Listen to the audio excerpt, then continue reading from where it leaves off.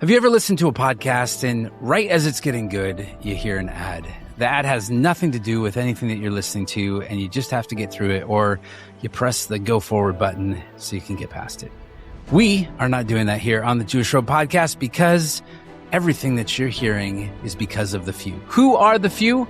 We have a unique and amazing worldwide tribe of supporters who say, I stand with Israel, I stand with the Jewish Road, and I believe in what is happening here. If you want to be part of the few, join us, thejewishroad.com/few.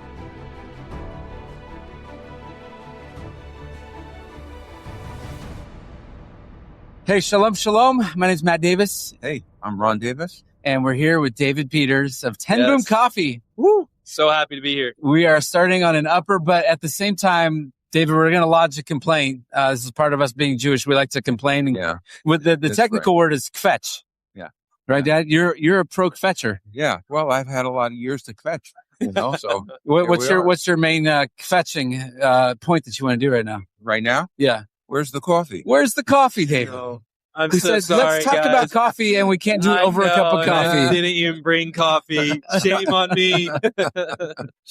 We're going to talk about a couple of things that we love, and it all kind of flows together. We're going to drip this out. I'm putting it all together. You see how Is this on a slow drip? it's on a slow Pun drip. intended. I get it. I love it. You're on a comedy podcast, believe it or not. You didn't know that. Let's talk about this. You love coffee, and you decided to add 10 Boom into the name, and this is there's a backstory to this. So give us a little bit of the backstory of how all these pieces came together. Yeah, man. So our story, I would say, just really started with a vision from God. I was going to ride our family horse. His name is Nazareno, and I was driving out to go ride him, and just felt this instant download from God of, first would start off of a cafe in Jerusalem that connected Jews and Christians together to have intentional conversations and build meaningful relationships. And knew instantly wanted to name it around the 10 Booms and Corrie 10 Boom and their family for multiple reasons. One is to embody their values and what they stood for. But also B is she was a close family friend to our family. And so in the latter half of her life, she became very close with my wife's side of the family. And when she passed down a lot of her heirlooms and possessions. And for us as a family, we felt like we want to continue forward that legacy and share that story with our generation today to really what we say inspire more 10 Booms.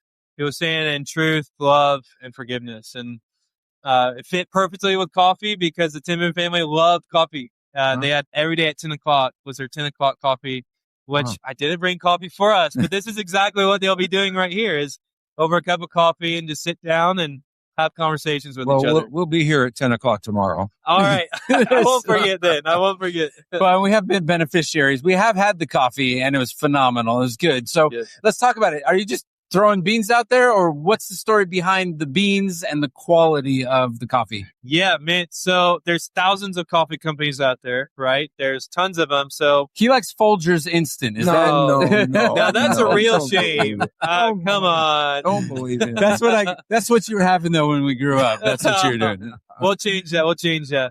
So I was at a point of wanting to be a part of God's story with Israel and the land, and that was a part of the 10 Boom family. And so I was praying, God, like, will you let our coffee itself be connected to the land somehow?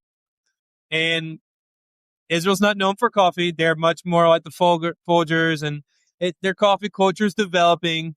But I had a close family friend of ours who connected me with this man named Hanan, and jumped on a phone call with this man.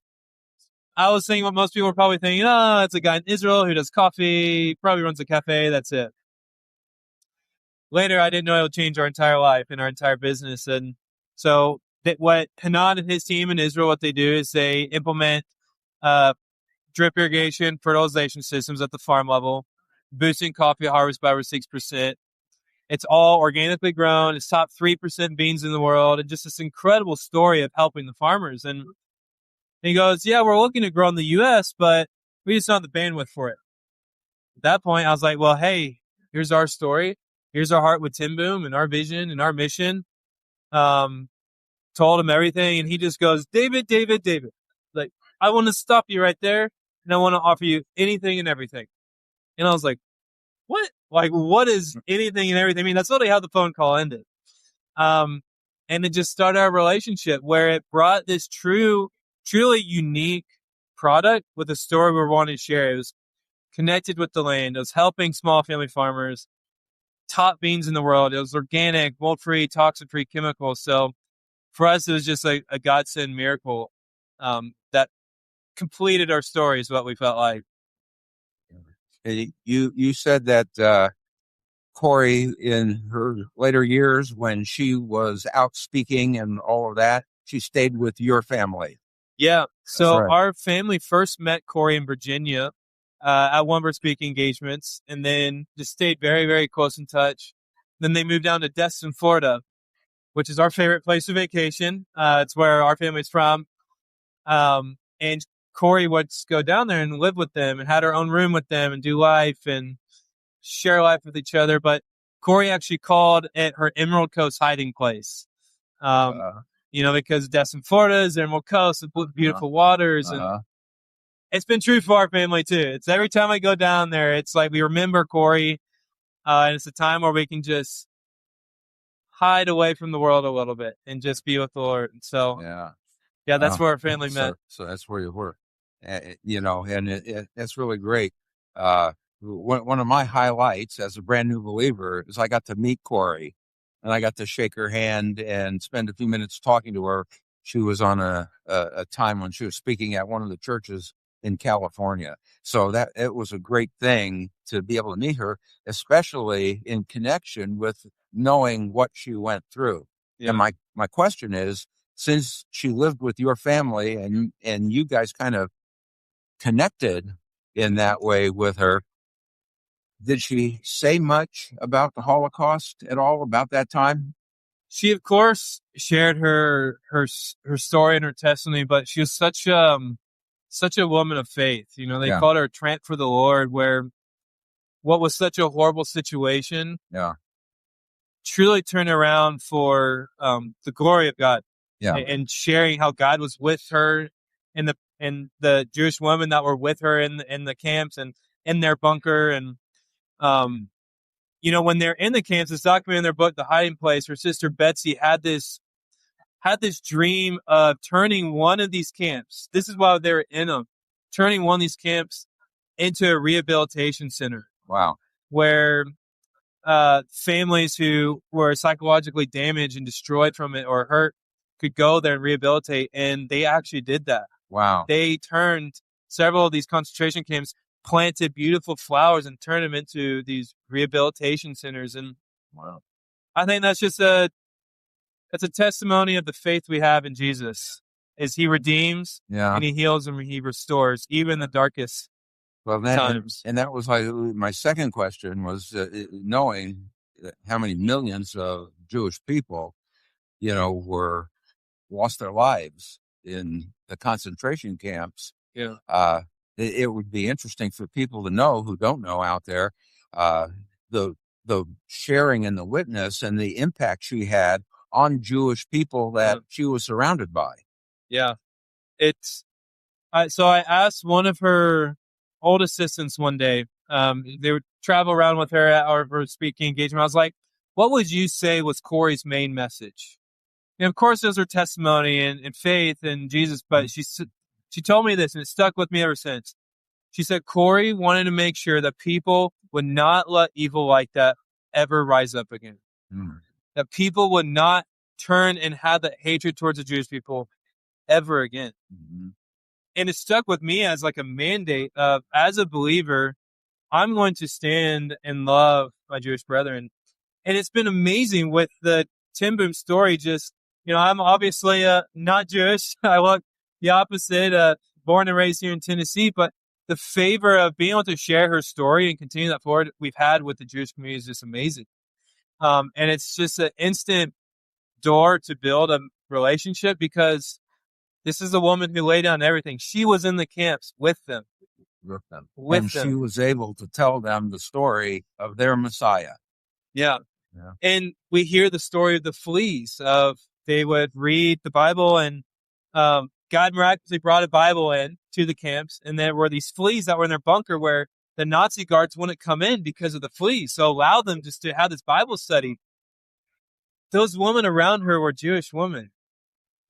And those were people she was going to love and just showcase the love of the Jewish Messiah and who Jesus, Yeshua, really is towards the Jewish community. Yeah. Amazing. I was asked one time my most impactful experience in Israel. And I had a Shabbat dinner with an Orthodox family. And I happened to be placed right next to the matriarch of the family. Started asking about what I was doing. I was telling about Tim Boom Coffee and the story of Corrie. And she just started breaking down in tears. And she's like, I have never heard of a Christian who loved a Jewish person so much. Yeah. And who would literally lay down their lives for them. Yeah. It broke me to tears when I heard that. I was amazing. like, I don't even know how to react to this. Like, this is just crazy. And it's that same love that we want to carry forward today. And we're doing it through coffee. Yeah. You could have done anything. You could have started a coffee company and call it Peter's Coffee Company. But you chose to align yourself with Corrie, her legacy, her story. And you could have kept it at 10 Boom Coffee Roasters, but you didn't do just that. You have a logo on there, and Yes. there's a Magen David, there's a Star of David on there. Yes. How is that received in the market? Great question. It's definitely something we're still figuring out. Unfortunately, what we experience right now, everything is Israel. If you see Star David, it's associated with just really a bunch of lies and hatred. People try and reference the Star of Rephaim and all these things, which just simply aren't true. It's Magen David, it's Shield of David, it's Jewish symbolism for God's protection. And so we intentionally chose that logo. What we did, actually, we took Magen David, a coffee plant, and then like a boom, like a little explosion, like emoji. And then that's how we curated the logo to reflect all that, to bring it all together. And, what do the Tim Booms do? They help hide and protect Jewish lives. And as a company, we support initiatives that do the same thing. Magen David, Shield of David, this whole theme of protection, of shielding. We want to stand with you and we want to protect you. And so there's so much intentionality behind it. It's sad and frustrating sometimes when people don't want to care or understand the intentionality in it. And it's something we have to navigate. Yep. I love it. So if you're a coffee drinker, and we have many of them who are listening, I want them to be connected. Get your coffee from David Peters and family. Where do they go? How do they find it? Yes, you can go to tinboom.coffee or tinboomcoffee.com. Either one. We have both. Okay. And then you can find our coffees there. It's top 3% beans in the world. It's all organically grown, mold-free, toxic-free. Right now. All the best stuff. And so, yes, go check it out, please. It's amazing. Good. And there's no brick and mortar, not a storefront right now. Being built right now. So we actually have a spot.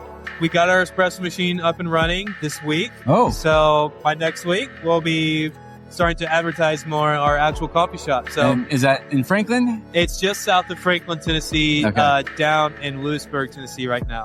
So we would love to invite people down. Come join us. I love it. Well, hey, David, thank you for sharing your story. More good stuff to come. Yes. And we're partners in it with you and partakers in it with you as well. God. Next time I'll bring the coffee for sure. We'll get you out of that Folgers. Shalom, brother. Shalom. Thank you.